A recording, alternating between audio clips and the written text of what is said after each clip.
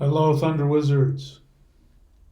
So today I want to help you to program your own unconscious mind to help you change your relationship to the universe, your relationship to yourself.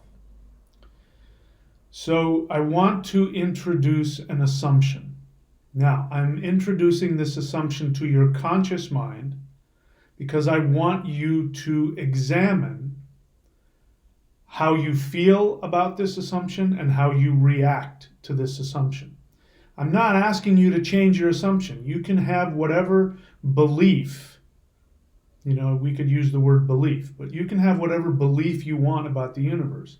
I'm just simply going to put this in front of you to meditate on it and ask yourself how you feel about it.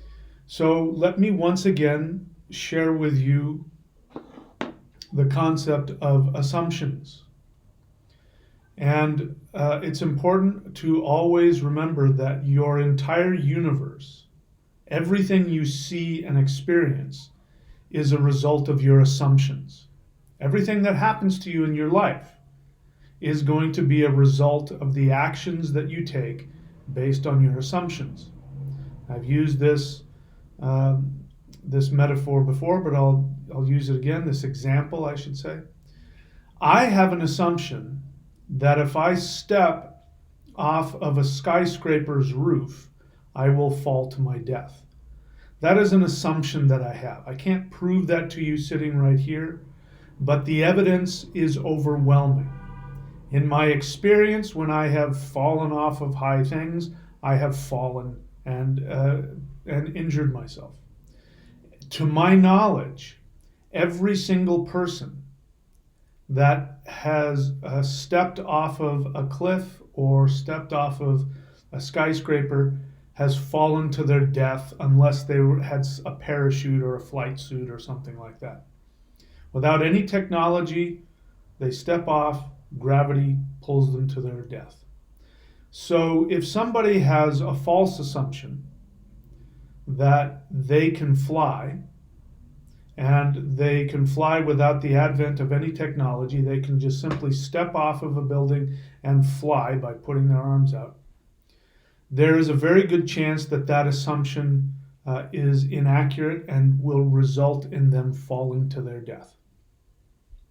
So the bottom line is that whatever you believe, the actions that you take are based on the assumptions that you have about yourself, your relationship to the universe, and the nature of the universe that you live in. So I'm going to introduce an assumption here. That assumption, or belief, if you want to call it a belief, I'm going to introduce a belief to your conscious mind, which I am telling you should look at and decide whether or not you want to believe it.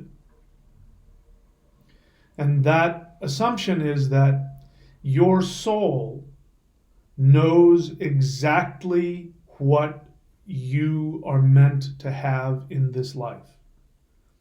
That your soul is more powerful than God.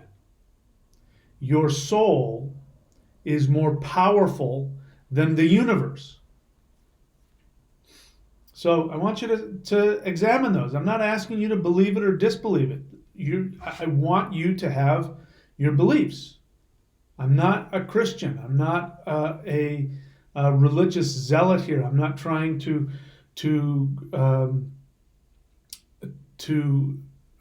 proselytize you and convert you to my belief. I just want you to examine that. How do you feel about that?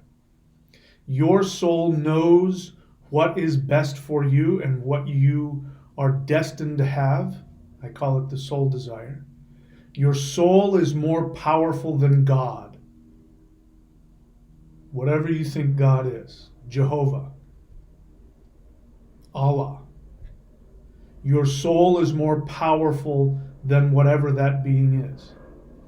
Your soul is more powerful than the universe.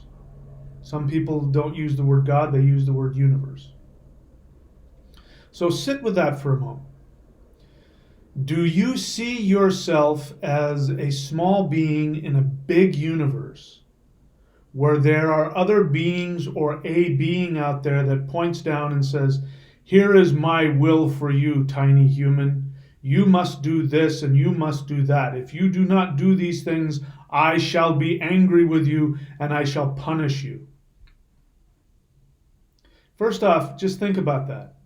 The idea that there's a supreme being out there that can be angry with you if you disobey him or her. Think about that. How much power does that being have? I mean, the assumption that monotheists have is that there is one ultimate, all-powerful, all-knowing being who has control over everything.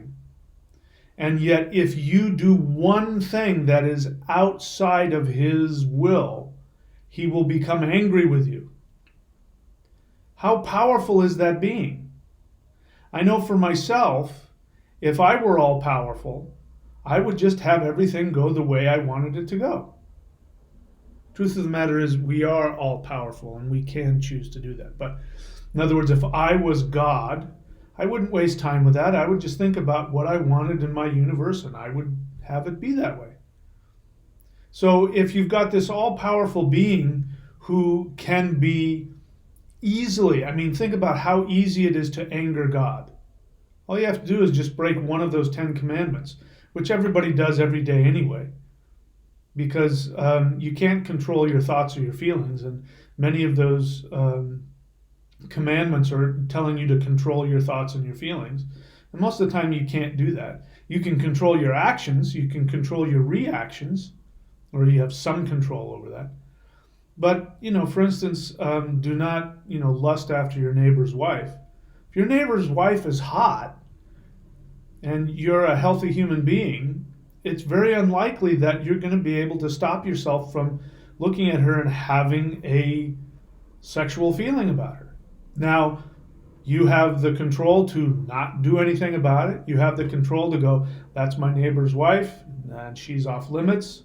You have the ability to, if she comes over to you and borrows a cup of sugar, to be nice and polite and keep proper boundaries and give her a cup of sugar and say, how is your husband? And your kids are doing great, and thank you. You and my wife should get together.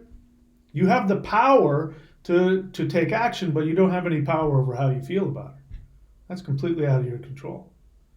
So here you've got a God that is so obsessed with the control he doesn't have that if you just feel something that is out of line with what he wants, he will become angry with you. Anger is an emotion that comes when you don't have control. Angry people are people who don't have control over their lives. They're trying to control something and they can't, and it makes them angry. Anger has its place. If somebody cuts you off when you're on the freeway and forces you out of your lane and you almost crash, that anger is a healthy resulting feeling which is there to help you survive. But it comes from the fact that you can't control this crazy person driving in front of you, almost forcing you to crash. It's a lack of control. So the assumption behind that belief that there is this big God up there and you're this little person down here, and if you break the rules, then this being will become angry with you and will punish you. Or he may send a prophet of fire who will come and prophesy. By the way, it's prophesy, not prophesize. Like the Matrix movie, it drives me crazy when they say prophesize. It's not prophesize, it's prophesy. See, that's me not being able to control what they did in a movie. It upsets me. They're not doing things my way, and so I get angry. So all of this comes from a question that came to me on the thunderwizard.com subscription site. So you go up here to neo.thunderwizard.com and click on the, I think the fourth tool, which will take you to thunderwizard.com, and you see Manifestation Mastery Course. So this is one of the questions that came from that. And I thought it was such a good question that I would put it on the free YouTube channel so that people could think about it. Because it underscores an assumption that this person has. Now, this is not a criticism, because in our society, we are imprinted. We are set up. We are taught to believe this way. We are taught to have this assumption, this belief about the universe, which is that there's this big God up there. Now, what happens is that when people choose to walk away from religion, from Christianity, from Judaism, from Mormonism, whatever, and they still want to be spiritual, you know the term spiritual but not religious, then you have people who replace the word God with the universe. And so people, and even I talk about, I will use the word the universe and all that, but I know what I'm doing when I say it. But a lot of times when people use the word universe, they are putting out there their unconscious assumption that God is telling them what to do. Bear in mind again, let me give you my belief before I get to the question. My belief, which is my assumption, which is how I live my life. I live my life according to this assumption, and so far it has worked out very well for me. In fact, when I started operating from this assumption, my life got immensely better in every area. That assumption is that my soul is God. If there is a being that controls the entire universe, it is my soul. And by the way, your soul is God too. It's not that mine is and yours isn't. Your soul is God. It means that my soul knows what it is that I need to do. And the way that I know what my soul wants to do is I follow what brings me the greatest joy. Not what brings me the greatest entertainment. There are some things that are extremely entertaining in life, but they aren't necessarily giving me the greatest joy. The things that give me the greatest joy is God's will. People talk about God's will. What if I just knew what God's will for me was? You do. All you have to do is listen to your soul. Your soul will tell you what you are here to do. I use the words God's will because that's the mindset. But God isn't out there. God is here. The infinite, the creator of the universe, is here. And you know what your command is when you listen to the joy in your soul. So now, as I teach people, your lesson and things based on your past life is intimately connected with your soul desire. When you follow your joy, if you're able to tap in and figure out what that is, if you follow your joy, then what will happen is your karmas, your unconscious blocks will come up. Excuse me, I burped. Your unconscious blocks will come up and try to stop you. And you will experience this unconscious resistance in all kinds of different ways. One of the ways that you will experience unconscious resistance is the feeling that God is telling you to not do this. Stop. You are disobeying my will, and you shall be punished. There's a lot of fear. I'm making fun of it because I'm trying to lighten it. But the truth is that there's a tremendous amount of fear when we go against our unconscious programming. So I'm here to tell you that the religious assumption, which is directly antithetical to my assumption, is that the religious assumption is that you don't know what you're supposed to do, that God knows what you're supposed to do, and God will tell you. And if you disobey God because of your ignorance and your sin, then God shall be angry with you, and God shall punish you, and he will send signs and wonders, and he will bring down the wrath through fire and brimstone, or he will bring a prophet to prophesy the destruction of the world. You experience that as when you go after your soul desire, you feel guilt and, oh, I'm breaking God's will, and what am I doing, and what are people going to think of me? It comes from the same place. So Jehovah is a God. I am a polytheist. And Jehovah is a God, and Jehovah exists. But Jehovah is not the creator of the universe. And Jehovah is not the creator of your soul. And Jehovah does not have the authority to tell you what to do, because Jehovah is nothing more than the human ego. The human, self-centered, narcissistic, immature, frightened, insecure ego. How do I know that? Because what does Jehovah say? He says, "Thou shalt have no other gods before me." He says, "If you follow all of my commands, you love me." And then he says, "If you do not follow all of my commands, then you hate me. And if you hate me, I will curse you." He says, "If you disobey my commands, I will punish you in hell for eternity." If there was a human being that acted like that, we would lock him up for being a narcissistic psychopath. And yet this is the God that religionists worship. So my point being is that any feeling that you have that the universe is standing in front of you telling you, "Stop! You must stop what you are doing. You are committing a horrible sin."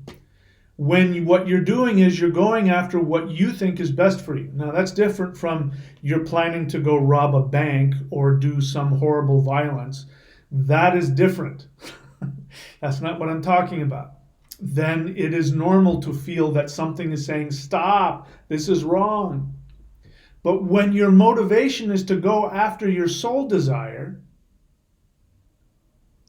if there is something that rises up that says, "Stop, you are disobeying the Lord and you shall be punished," that is your unconscious resistance. That is your ego. That very well may be Jehovah. Jehovah is nothing more, "I am that I am." It's the ego. It's the ego. So here's the question.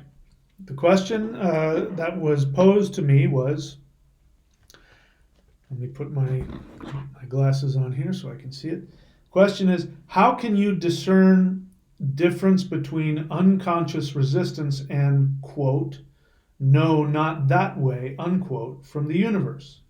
Can you elaborate on this? And I responded with, "Not in that comment. I'm going to have to make a video on it." So the difference between unconscious resistance and "no, not that way" from the universe. First off, we need to look at, there's an assumption in that question which I find to be inaccurate. The assumption is that there is a difference between her soul desire and the universe, and that you could be mistaken, that you could be so mistaken about what gives you joy that the universe has to step in and say, "No, not that way." That assumption is coming from religion. And it's not your fault. You've been trained to believe that way. You've been trained to believe that you are tiny and the universe is big, that you have your needs and desires and wants, and that the universe has its own needs and desires and wants, and that they are at odds with each other, because God's will and man's will are not the same. What does the Bible say? Lean not on your own understanding. In other words, you're too stupid to know what makes sense, right? When people say, well, this whole religion thing doesn't make any sense. Lean not on your own understanding. The ways of God are unfathomable. And you measly human, you cannot understand the ways of this mighty God. This mighty God can act like a psychopathic narcissist, but you can't. because you're human, but he is God and he can do whatever he wants. That is in that. Can you hear that in that question? I'm making fun of it to, making it more extreme so you see what's in there. Again, the assumption that there is God out there and you here, and that you guys are on different wavelengths, and that you don't know what God wants, and God has to smash his will on you so that you get in line with his will and throw yours away. My belief is the opposite, that your desire, your deepest joy, is the highest will of the universe. It is the highest will of yourself. Your question has the assumption that the universe must come and stop you. How can you discern the difference between unconscious resistance and, quote, no, not that way from the universe? You created the universe. You created it. It didn't create you, you created it. You created the universe, and then you chose to limit your awareness into this meat bag we call the avatar of being a human. You are an avatar, just like an avatar of Vishnu, like Jesus if he were to exist. You are an avatar of the infinite. You are an avatar of God. You are an avatar of the universe. It doesn't make sense that you would be in opposition to yourself. So the universe isn't out there with its own set of rules and regulations, and it's not seeking to keep you in line. The universe is here to serve you. So understand that when she's asking about unconscious resistance, it means that how do you know that when you're going after what your soul desire is and you come up, resistance comes up inside of you or in your reality? And how do you know that that isn't something outside of you telling you what is right? Well, if you get rid of that assumption, then you don't have that problem. If your assumption or your belief is that you created the universe, you and your soul knows exactly what it wants, then if you are going after what gives you the greatest joy, whatever comes up to stop you is unconscious resistance, including the feeling that God or the universe is trying to stop you from achieving your greatest happiness.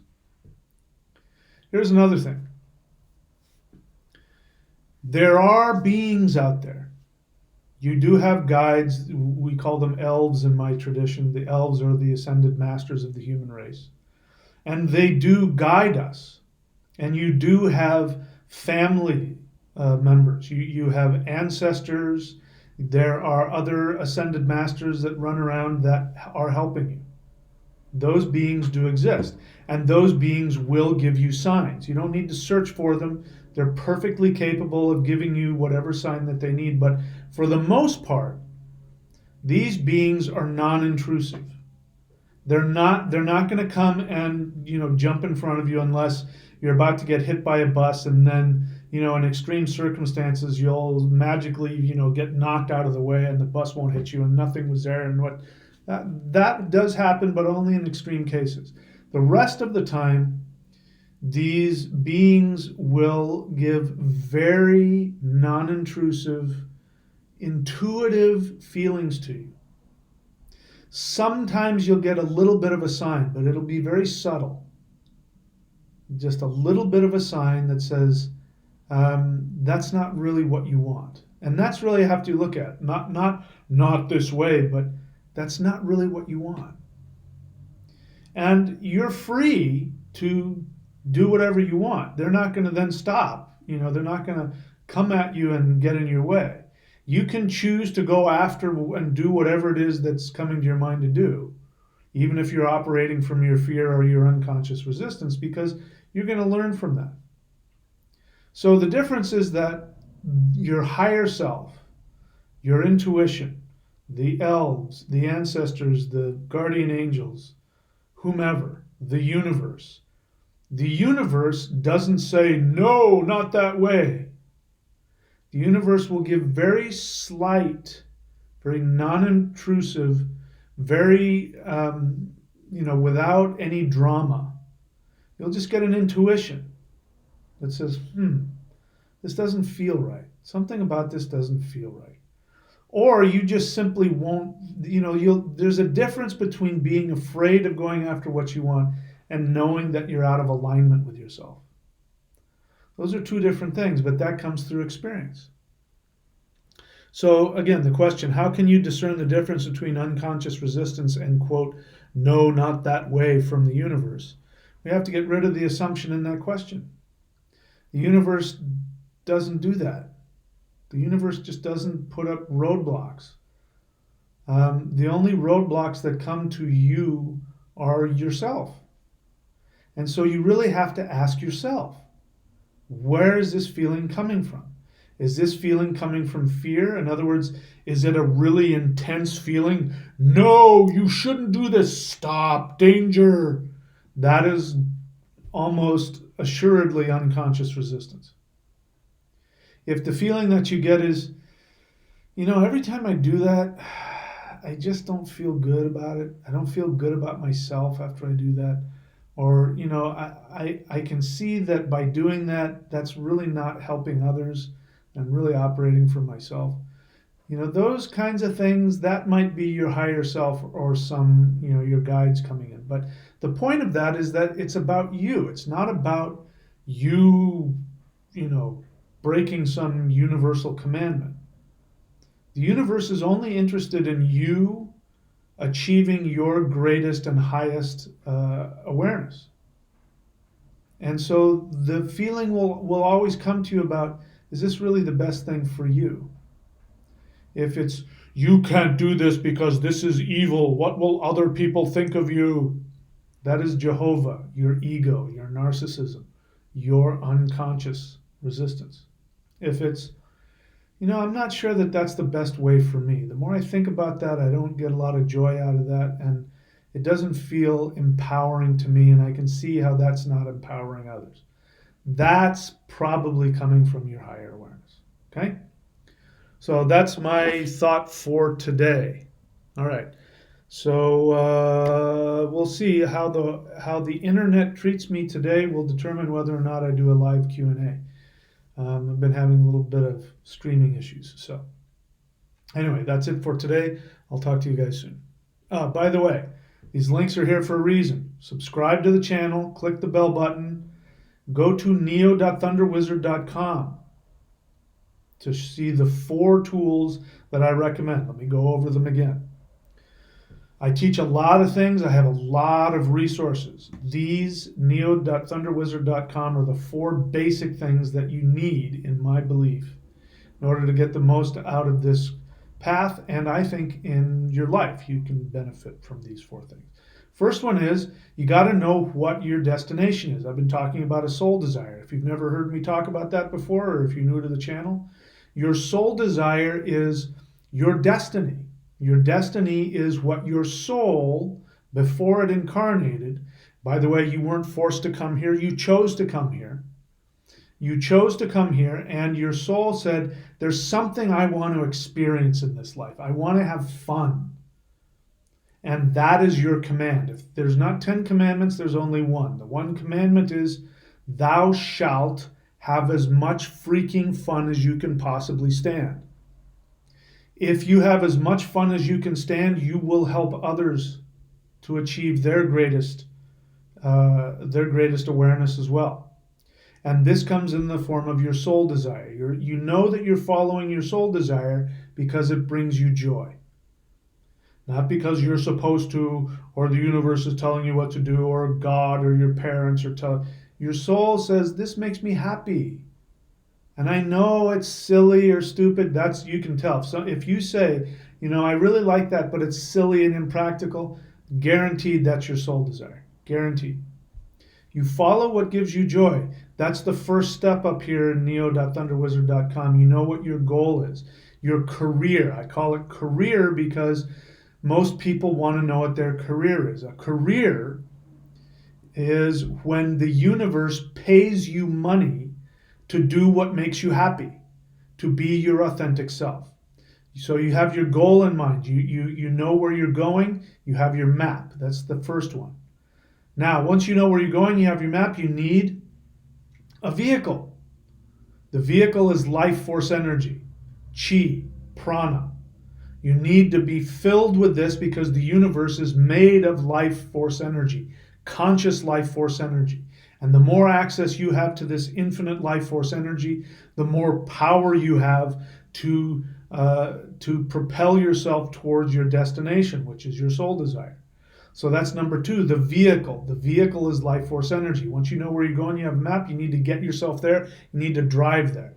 Now, you need the third tool, which is the rules of the road, the 5 rules to master the matrix. The matrix is made up of conscious life force energy, and there are 5 rules by which it is governed. If you know what these rules are, you can command this life force energy universe to serve you. Again, back to the question. The universe is not in control of you, you are in control of it. It serves you. The only time you feel as though you are a victim to the universe is when you are not following your own soul desire, in which case the universe says, I'm not touching that, that's all on you. And we feel like we don't have any money, we don't have any resources, we have all this bad luck, but it's really just the universe not responding to our commands.